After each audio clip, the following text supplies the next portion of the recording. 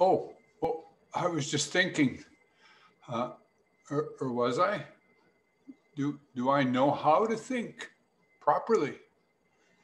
Do I sometimes avoid thinking so that I can act on my whims?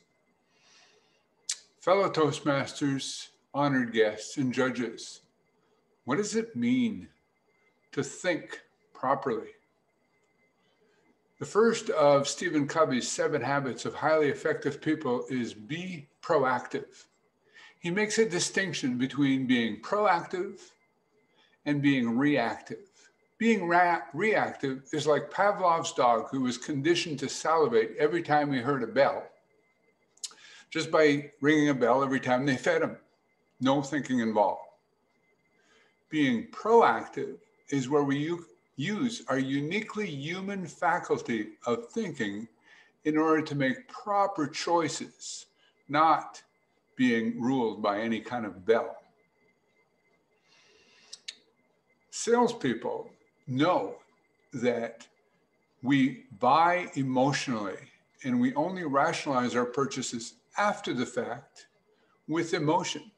They know this and they're trained to exploit this. Ethical salespeople will look for a win-win outcome where they're going to try to provide you with a product or service that benefits you and helps them to make a living at the same time. Historically, though, there have been con men, politicians, dictators who have no such qualms, and they will use things against you to get their way. Historically, those things have included convincing you that someone is your enemy and that you should put on a uniform and go kill them or march to your own death.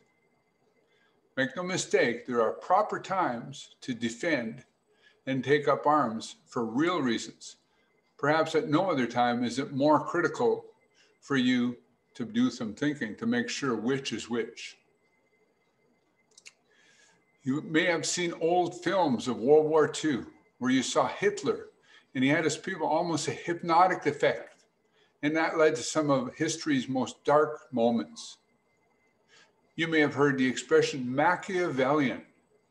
That comes from an author, Niccolo Machiavelli, who wrote a book in the 16th century called The Prince. The Prince is essentially a how-to guide for would-be dictators, how to get and maintain power by any means necessary. Very scary stuff, still considered a classic. Your brain, our brain is what separates us from animals. Thinking is our tool of survival. Naked in the wild, we won't do very well.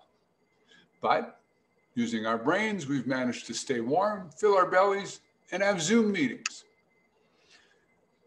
Historically, though, it might be argued that a minority of people have done the majority of the thinking. Ever heard of Pareto's rule, 80-20 rule? Where 20% of the people do 80% of the thinking. We're all here tonight thanks to technology that, I'll just speak for myself, might as well be magic as far as explaining how it works. But it's not magic. It's the result of logical thinkers, and I'm really grateful for those logical thinkers. But thinking and logic can be used to help people, and it can be used to rule people for good or for evil.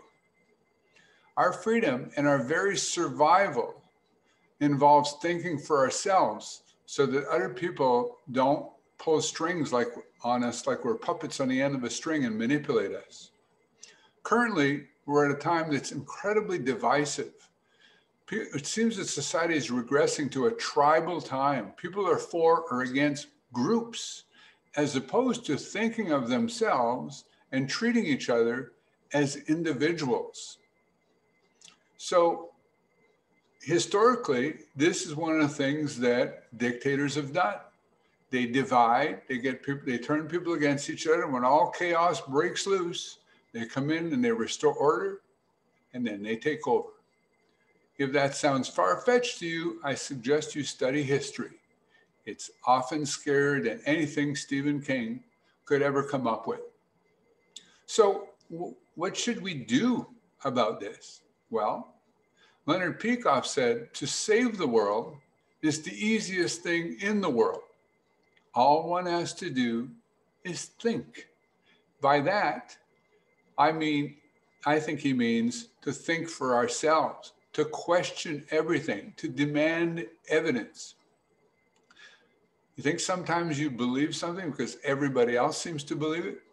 I'd be very careful with that one. Mark Twain said, if you find yourself on the side of the majority, it's time to pause and reflect. Reflect, another word for think. In closing, 12-step programs, one of the many slogans is think, think, think. Earlier I said, do I ever avoid thinking so that I can act on my whims? In other words, get short-term gratification without dealing with the consequences long-term of my decisions? That is a matter of considering my choices. All evil acts, I'm going to suggest to you, are first preceded by a decision not to think. And however, you can't get away with it. We reap what we sow.